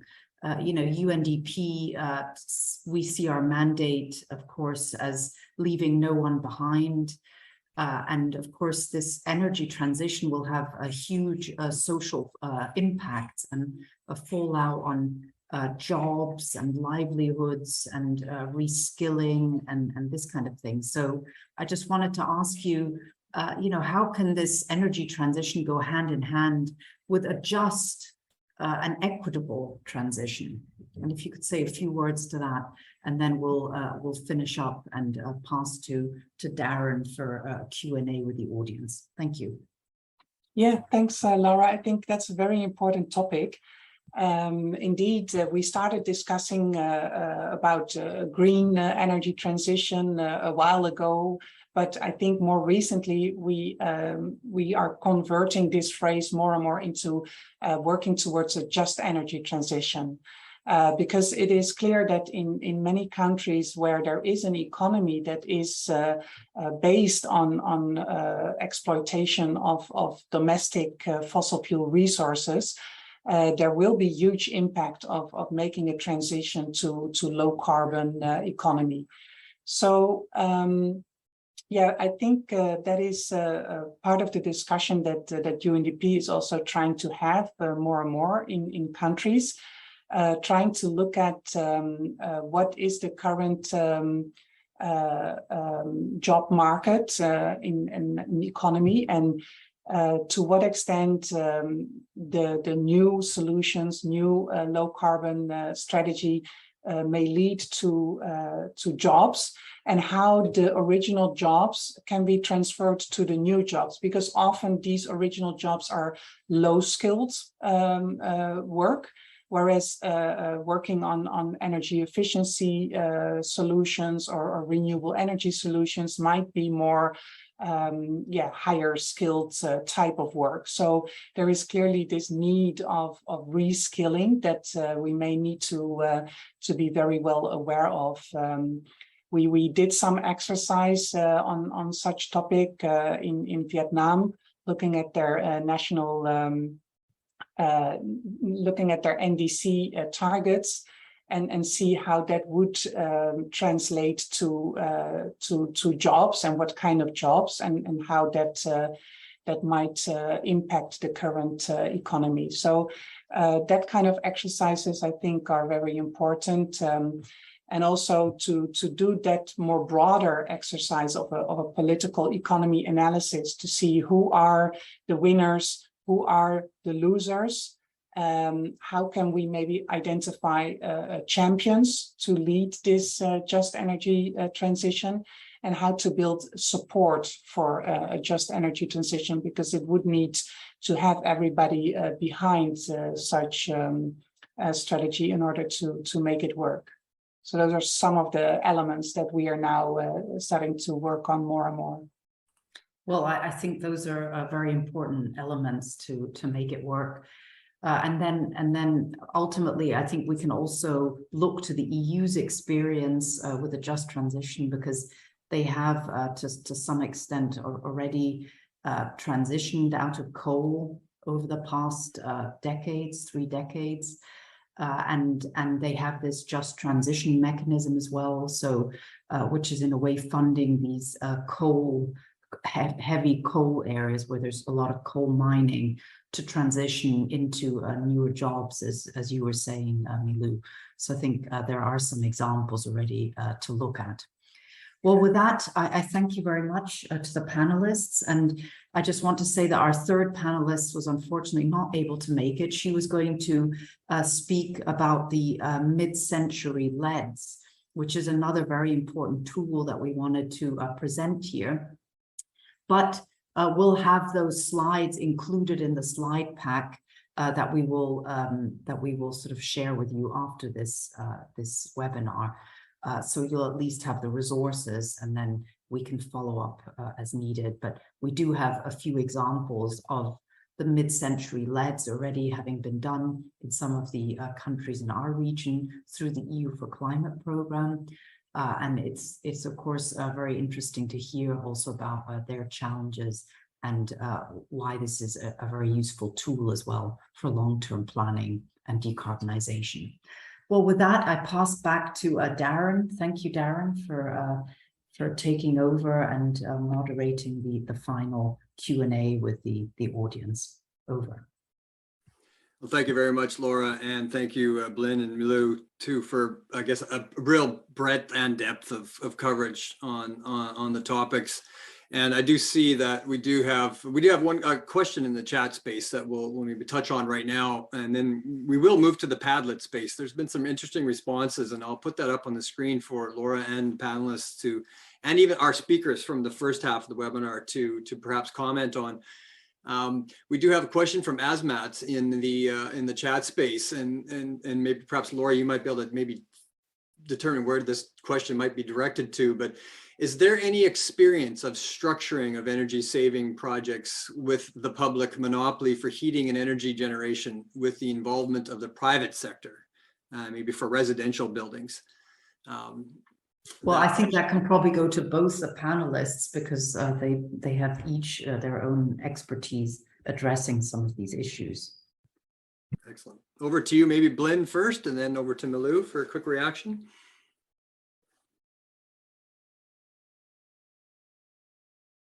Oh, I think we're missing your audio there, Blin. Oops. Oh, let's see. Maybe while we sort out Blin's audio, we can maybe go to Milou first. Can you hear? Oh, there we go. Thank you. Sorry for the technical problem. In regards to the heating sector in Kosovo, we do have two district heating companies, which are one of them is located in the capital city and the other one is in another city called Jakova. Both of them are government-owned, or to say municipality-owned companies, and they are single suppliers, and they do provide the services to the household level. But there hasn't been any earlier experience in which the private sector intervenes in order to increase the energy savings or becomes co-owner of the heating sector. If that was the question, if I understood correctly. Yeah, if I can maybe add on to that. I remember we started discussing also in Armenia about the possibilities to work through the district heating supplier. And that's where we started talking about the possibility to introduce some kind of an on-bill financing scheme where the retrofits would be pre-invested by a certain party, and the repayment would go through the bill of the district heating supplier. That kind of solutions are really interesting because it doesn't ask the building inhabitants to do the investment, but it could be something like an energy service company, an ESCO, private sector company to do that investment and get the repayment through the bill of the district heating supplier. On-bill financing has been done, but I'm not sure if it has also been done in this region. That's something I would have to look further and check. Yeah, if I may add, thank you, Milou, for the on-bill. I completely forgot about that. In regards in Kosovo, we do have in the legislation there is a few. It also treated as an option for the energy savings. Basically, the companies, public companies, which they're supposed to separate a portion of their budget and invest it in the energy efficiency or renewable energy, and they get that back. But the investment needs to be done at the third party, either through ESCOs or through the energy efficiency fund. But in regards to practice, that hasn't been applied yet as a practice. And if I'm not mistaken, that hasn't been applied anywhere in the region, in the Balkans. So Western Balkans state. Excellent. Thank you very much, both Blin and Milou, for elaborating on Azmat's question. Azmat, hopefully that's addressed what you were looking for. Before we do hand the floor back over to Matt on some closing, I did want to show on the screen here the responses that we've seen so far on the virtual wall space. And I want to thank participants for adding their examples and challenges and needs for support on this wall space. And we'll keep this wall space open for the rest of the week. So feel free after the webinar is over to continue to add information and posts to this space. Just maybe the panelists here, we'll just take a quick look at a few of these here. And if there's any sort of quick reactions, we certainly can do that. We see a nice example from Moldova in terms of 40% of energy use reduction in supermarkets through new commercial refrigerator technology, and a really good link provided there. So thank you very much from UNDP Moldova and the participant that posted that. We also have in the Western Balkans with the green agenda, most countries in that region have committed to work towards the 2050 target of a carbon neutral continent. Mainstreaming strict climate policy and reforming energy and transport sectors. Thank you very much for that post. As part of the NDC, I guess the updated commitments in partnership with the UN and Kyrgyzstan Ministry of Energy declared a green billion ambition, 1 billion kilowatt to be generated by renewable energy sources. And excellent, we've got a comment too from other participants in terms of its promising nature. We have some challenges. The challenge that we always see in addressing these issues is walking the talk, walking what we're hearing in terms of approaches. Regarding information about supports that UN country teams are looking for in the green energy transition, we do have a post that's talking about how it's critical to have the resources and knowledge for laying the building blocks for future green transition, policy frameworks on circular economy, alternative energy, advancing electric mobility. So thank you very much for that support. I might just turn just very quickly to a question, maybe back to Elizabeth, going back to the presentations. And regarding supports for UN country teams, if there was one sort of thing that you would suggest, one approach or a tool for achieving the energy transition, for implementing the transition in country offices, what would be that one tool or approach? I thought you would have a question to be answered in a very short way, but unfortunately, this cannot be done because there's no one-stop shop for a green transition. There is no one solution, and every country has its national circumstances, its national energy system. Is it relying on coal, on hydropower, whatever? So it needs the consideration of all different interventions and to make them work together. And that's why it's so challenging, although it sounds quite easy, just replace it with renewables, but that's not the whole story. Excellent, thank you. I think that's a fitting end to the conversation today, that it's always a mix of strategies to really achieve something as complex as the energy transition. And I think we've got the fuel and the info and the tools and approaches from this webinar from all the presenters from the previous part one of the webinar and the panelists in the second part. So thank you very much. Participants too, so I draw your attention to the Padlet Vol space. Continue to add your examples. This is all information we will include in the summary report. So just getting back to the closing, we're going to close things up here right now. And just kind of skipping ahead here a bit, just before I turn it over to Matt for a few closing remarks. Matt will come back to me. I guess I'm going to talk about the evaluation form after, but just to note that there will be a summary report from this webinar that will be made available within 2 weeks. And also there will be a guidance note that summarizes the slides that you've seen from the presenters in the early part of the webinar that will be made available within a few weeks on the IBC website. So we will be in touch with you regarding that.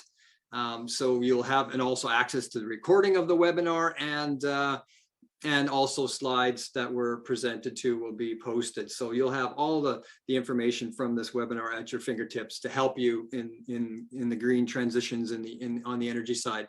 So with that, I think I'll turn it over to Matt to kind of close us out, and then I'll come back about the evaluation form. Thank you, Darren. Thank you very much to your colleagues. So on behalf of the IBC on environment and climate change, I want to thank the speakers, their excellent presentations, wonderful moderation. I have to say it's been really interesting. And I think some of the take-home points for me are really the fact we are in an energy crisis. And I think that really escalates things. And I think we know the geopolitical situations in our region. We know what is happening and why it's happening. And this is a struggle. I'd also like to comment on the share of renewables in the total final energy consumption. I went for 12%, it was 19%. So I think that's positive, but it's absolutely nowhere near where we need to be. The carbon neutrality targets are clear. The challenge is huge.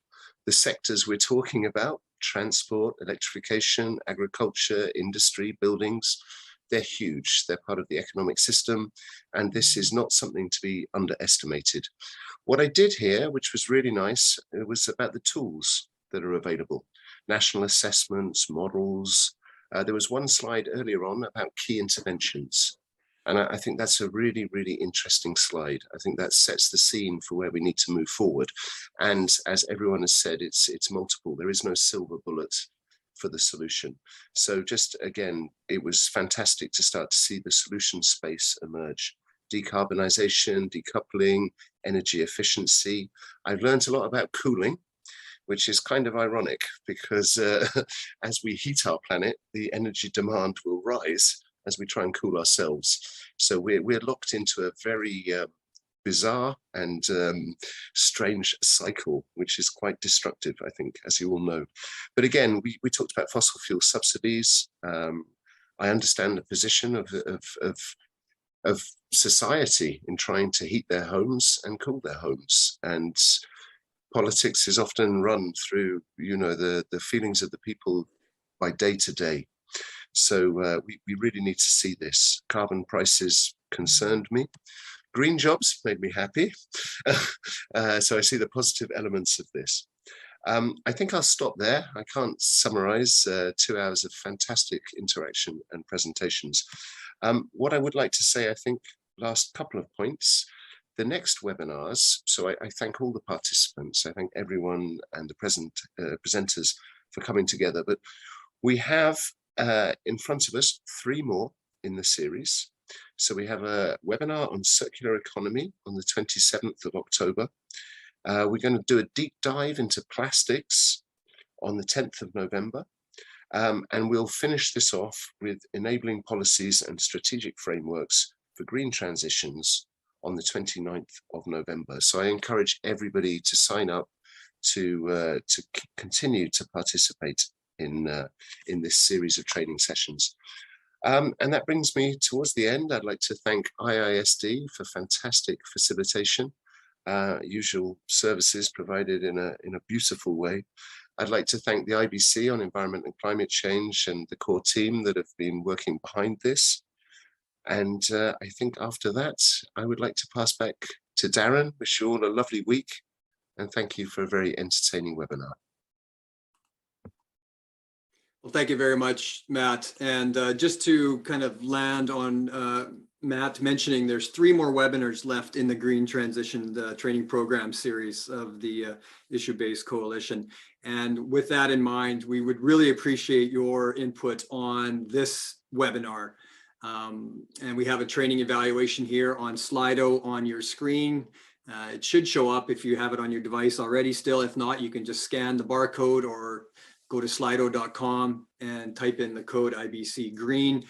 We really want to make these webinars work for participants, and we want to hear from you in terms of what worked and what didn't work. And we will implement those changes on the fly so we can improve the remaining 3 webinars in this series this month, as Matt mentioned. So with that, thank you on behalf of ISD and Issue-Based Coalition, and we wish you all a great rest of your day and see you at the next webinar. And this evaluation form will remain open for the next 30 minutes. Even if you leave the meeting, it'll still be on your device. Thank you. Bye. Bye, everybody. Thank you. Bye-bye. Bye. Thank you, everyone. Bye. Thank you very much.